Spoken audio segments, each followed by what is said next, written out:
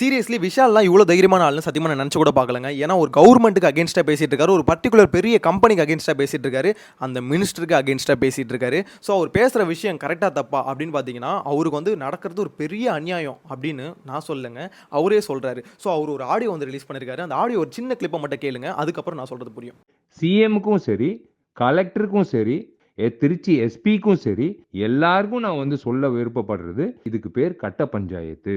விஷாலுக்கே இந்த கதினா, நாளைக்கு வந்து ஒரு புதுமுக நடிகனுக்கோ, இல்ல ஒரு தெரியாத ஒரு புதுமுக ஒரு ஒரு ப்ரொடியூசருக்கோ என்ன கதின்றது. ஸோ இந்த ஆடியோவில் பார்த்தீங்கன்னா ஒரு கட்ட பஞ்சாயத்துன்னு ஒரு விஷயத்தை வந்து அதிகமாக யூஸ் பண்ணுறாரு. உண்மையிலே அந்த கட்ட பஞ்சாயத்து தான் நடந்ததா அப்படின்றத இந்த வீடியோ டீட்டெயிலாக பார்க்க போகிறோம். நம்ம சேனல் ஃபஸ்ட் டைம் பார்த்தீங்கன்னா மறக்காம சப்ஸ்கிரைப் பண்ணிக்கோங்க. நேற்று வந்து விஷாலோட ரத்னம் படம் வந்து ரிலீஸ் ஆச்சு. படம் நல்லாவே இருக்குது, சூப்பராக இருக்குது. ஆக்சுவலாக ஹரியோட இதுக்கு முன்னாடி வந்த படம்லாம் இல்லாமல் இது கொஞ்சம் வேற மாதிரி, பட் ஆனால் actions full and full actions இறக்கி ஒரு மாதிரி நல்லா எடுத்திருக்காப்புல. படம் நல்லா இருக்குது, போய் பார்க்காதவங்க போய் பாருங்க.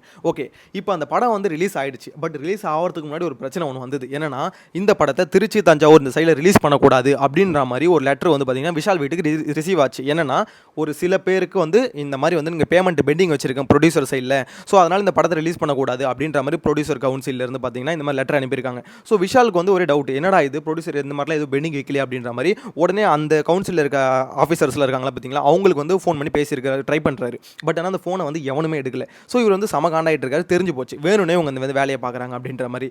ஏன்னா அந்த சம்பவத்துக்கு ஒரு 2 நாளைக்கு முன்னாடி தான் விஷால் ஒரு அனௌன்ஸ்மெண்ட் கொடுத்தாரு, கண்டிப்பாக நான் எலெக்ஷனில் வருவாங்க, எலெக்ஷனில் நிற்பங்க அப்படின்ற மாதிரி சொல்லியிருந்தாரு. ஸோ அதுக்கடுத்து 2 நாள் கழிச்சு பார்த்தீங்கன்னா இந்த சம்பவம் வர நடக்குது.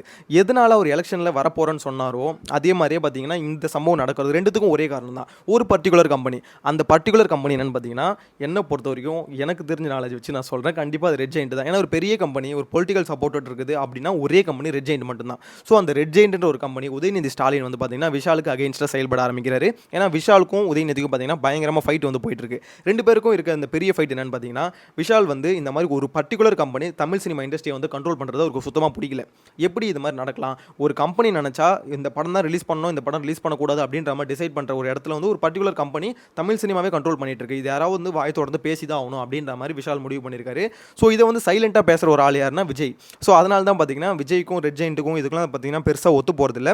அதே மாதிரி ரெட் ஜெயிண்ட் ஒரு படத்தை வந்து ப்ரொடியூஸ் பண்ணாங்கன்னு வச்சுக்கோங்களேன், அந்த படம் வந்து எந்த பிரச்சனையுமே இல்லாமல் வரும். எந்த படத்தை ரெட் ஜெயிண்ட் ரிலீஸ் பண்ணுறாங்களோ எந்த பிரச்சனையும் இல்லாமல் வரும். அவங்களுக்கு பிடிக்காத ஒரு ஆர்டிஸ்டோட படம், ஸோ அதெல்லாம் வந்ததுன்னு வச்சுக்கோங்களேன், கம்பல்சரி பிரச்சனை இருக்கும். அது விஜய் படம்னா கண்டிப்பாக பிரச்சனை இருக்கும். ஸோ இந்த மாதிரி தான் போயிட்டு இருக்கும். இதை தான் விஷால் வந்து கேட்குறாரு, எப்படி அது ஒரு பர்டிகுலர் கம்பெனி எப்படி ஒரு தமிழ் சினிமா இண்டஸ்ட்ரியை கண்ட்ரோல் பண்ணுது, ஸோ இதை ஸ்டாப் பண்ணணும் அப்படின்ற மாதிரி தான் அவர் டிசைட் பண்ணி அந்த ஆடியோ ரிலீஸ் பண்ணது எல்லாமே சொல்லியிருக்காரு.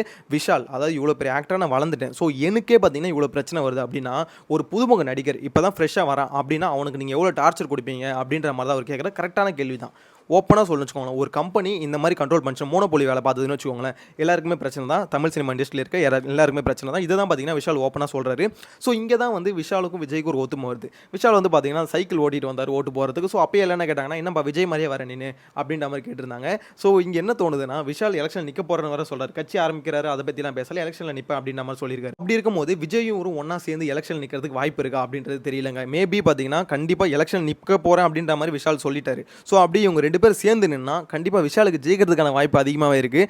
ஏன்னா விஜய்க்கு ஆல்ரெடி ஒரு ஓட் பேங்க் இருக்குது. ப்ளஸ் வந்து விஜயும் சீமானும் வர கூட்டணி சேர போகிறதா ஒரு நியூஸ் வந்து போயிட்டு இருக்கு. ஸோ அது எந்த அளவுக்கு உண்மைன்னு தெரியல. விஜயும் சீமானு கூட்டணி வச்சு அதில் விஷால் வந்து இணைஞ்சு கண்டிப்பாக இந்த கூட்டணி வந்து ஒரு மாபெரும் வெற்றி அடைஞ்சால் பயங்கரமாக இருக்கும். கேட்கறதுக்கே பயங்கரமாக இருக்குங்க. ஏன்னா புதுசாக ஒரு ஃபோர்ஸ்ஃபுல்லான ஒரு பவர் வந்து உருவாகிட்டு இருக்கு. ஸோ இந்த பவர்லாம் உருவாகிறதுக்கு காரணம் என்ன தெரியல, அது ஒரு பர்டிகுலர் கம்பெனி தான். இவங்களை படம் நடிக்க விட்டுருந்தா படம் நடிச்சுட்டு அவங்க பாட்டு அமைதியாக சம்பளத்தை வாங்கிட்டு போயிட்டு இருப்பாங்க. பட் அந்த வேலையை வந்து அவங்கள பண்ண விடாமல் அந்த பிஸ்னஸையும் தான் பண்ணணும் அப்படின்ற மாதிரி ஒரு பர்டிகுலர் கம்பெனி, ஒரு பர்டிகுலர் மினிஸ்டர் வந்து நினச்சாருன்னா இப்படி தான் நடக்கும். அதாவது ஆக்டருங்கெல்லாம் சில ஆக்டருங்க ஓகேங்களா கோவப்பட்டு கொந்தளிச்சு வந்துடுவாங்க.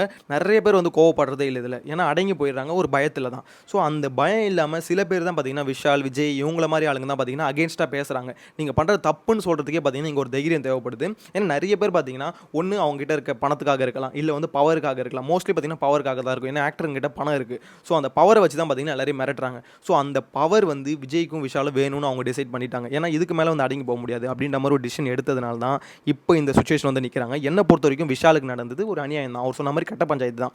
ஏன்னா மோனோபோலி வேலை வந்து அந்த பர்டிகுலர் ஒரு கம்பெனி பண்ணிட்டு இருக்கு. ஸோ அதனால தான் பார்த்தீங்கன்னா ஒரு கோவப்பட்டு இந்த அளவுக்கு பேசுறாரு. ஏன்னா ஒரு படத்தை அவங்க நினைச்சாங்கன்னா ஒரு படத்தை ரிலீஸ் பண்ணுறதும் ஒரு படத்தை ஸ்டாப் பண்ணுறதும். ஏன்னா விஷாலுக்கு வந்து அசால்ட்டாக சொல்லியிருக்காங்க, இந்த மாதிரி இந்த படத்தை இப்போ ரிலீஸ் பண்ணாதீங்க, ஒரு மாதம் தள்ளி போடுங்க அப்படின்ற மாதிரி விஷால்கிட்ட சொல்லியிருக்காங்க. ஸோ அப்படின்னும் போது யோசிச்சு பாருங்களேன், இவங்க வந்து 3 மாதம் முன்னாடி பிளான் பண்ணி இந்த டேட்டில் தான் படத்தை ரிலீஸ் பண்ணணும் அப்படின்னு நம்ம டிசைட் பண்ணி வந்திருக்காங்க. ஸோ அந்த சமயத்தில் இவங்க அசால்ட்டாக வந்து இல்லை இப்போ இல்லை ஒரு மாதம் தள்ளி போடுங்க அப்படின்னு சொன்னாங்கன்னா எவ்வளோ காண்டாகும். ஸோ இதில் தான் பார்த்தீங்கன்னா அந்த மனுஷன் காண்டாக அந்த அளவுக்கு பேசியிருக்காப்புல. என்ன பொறுத்த வரைக்கும் இது விஷால் சைடு நியாயம் இருக்க மாதிரி தான் தோணுது. உங்களோட தாட்ஸ் என்னன்றதை மறக்காம கமெண்ட்டில் மென்ஷன் பண்ணுங்கள். அந்த பர்டிகுலர் கம்பெனி அந்த பர்டிகுலர் நபர் பண்ணுறது சரியா தவறா அப்படின்றதையும் கமெண்ட்டில் மென்ஷன் பண்ணுங்கள். நெக்ஸ்ட் வீடியோவில் மீட் பண்ணலாம். Bye by.